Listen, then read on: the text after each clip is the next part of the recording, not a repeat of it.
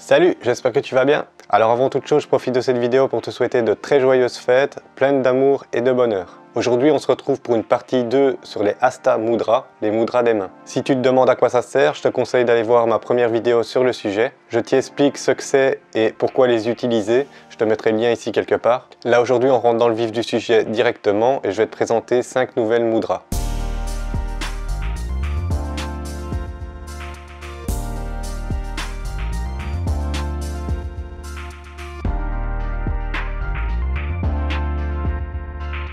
Alors petit rappel avant de débuter, pour pratiquer les mudras, les mains doivent être détendues. Des mains tendues reflètent la tension du corps. La pression des doigts doit être légère et délicate. Concentre ton attention sur tes mains et sur la signification de la mudra, tout en restant attentif à ta respiration.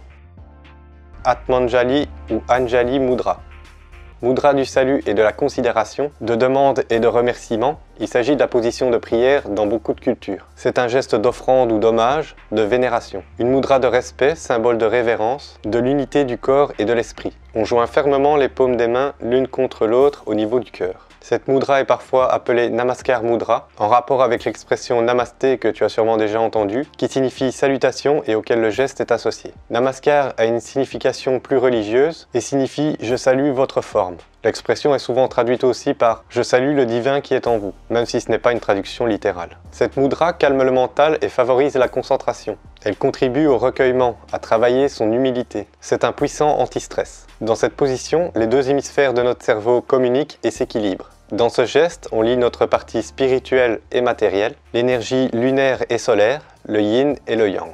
Le fait de joindre les mains à la poitrine, au niveau du chakra du cœur, apporte la paix et l'amour. La position de l'articulation des pouces touchant le sternum crée une résonance dans le cerveau, ce qui aide à aller vers un état méditatif. On peut aussi poser les pouces sur le front en montant les mains au niveau du troisième œil, le chakra Ajna, pour augmenter l'énergie spirituelle en nous. Vajrapradama Mudra.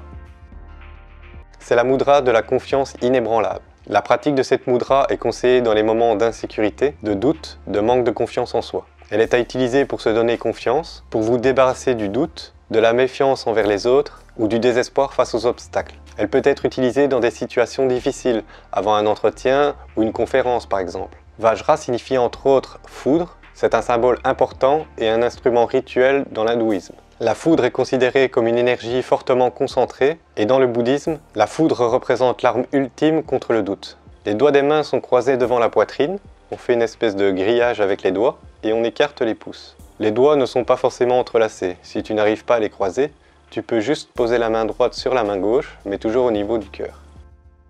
Padma Mudra. Il s'agit de la mudra du lotus. Pour moi, c'est l'une des plus belles mudras, tant pour sa forme que pour son symbolisme. C'est le sceau du cœur. Cette mudra est reliée à Anahata Chakra, le chakra du cœur. Sa pratique concentre le mental dans l'instant présent. Elle rappelle à l'âme l'état de pureté originelle, l'amour inconditionnel. Dans les périodes de solitude et de désespoir, elle aide à développer la compassion et l'acceptation du monde extérieur.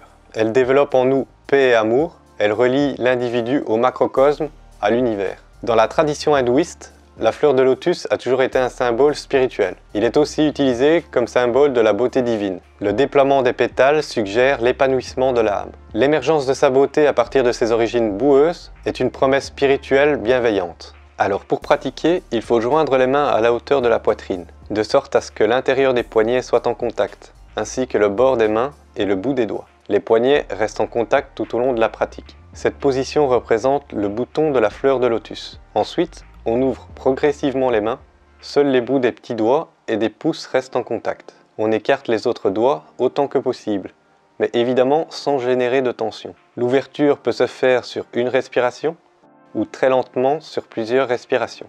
Pendant que la fleur de lotus s'épanouit, visualise cette magnifique fleur.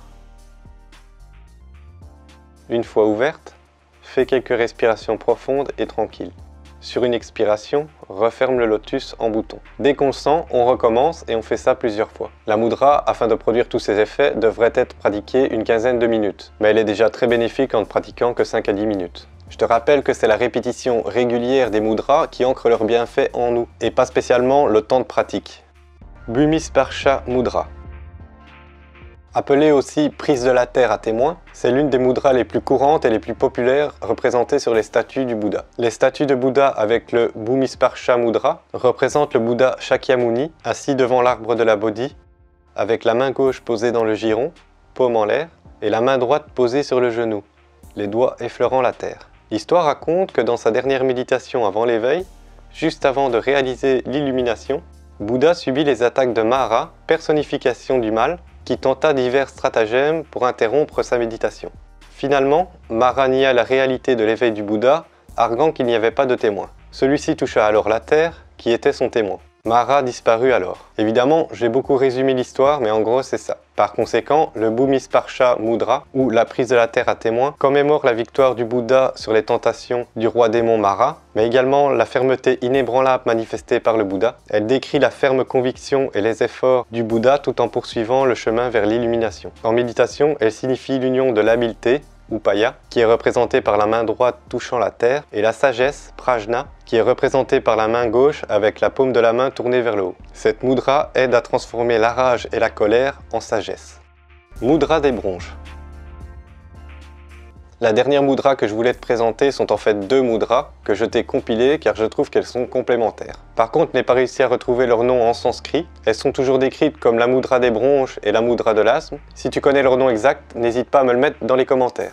Ces mudras sont efficaces contre les problèmes respiratoires, en cas de bronchite par exemple, ou pour aider en cas d'asthme. Tu peux également pratiquer ces deux mudras l'un après l'autre à plusieurs reprises dans la journée. Je précise évidemment que ça ne remplace absolument pas une visite chez le médecin ou un traitement. Il s'agit d'un complément, ne vois pas ça comme une solution miracle. Pour réaliser le mudra des bronches, pose l'auriculaire sur la base du pouce, l'annulaire sur la première phalange et le majeur à l'extrémité du pouce. L'index est tendu et orienté sur le côté et on garde la paume vers le ciel. Reste dans cette position en te concentrant sur ta respiration abdominale. Pour la mudra contre l'asthme, joins les deux mains en position de salut et fléchis le bout de chaque majeur pour que les ongles se touchent. Les autres doigts sont tendus et orientés vers le ciel. Garde ce geste pendant quelques minutes en respirant profondément et calmement.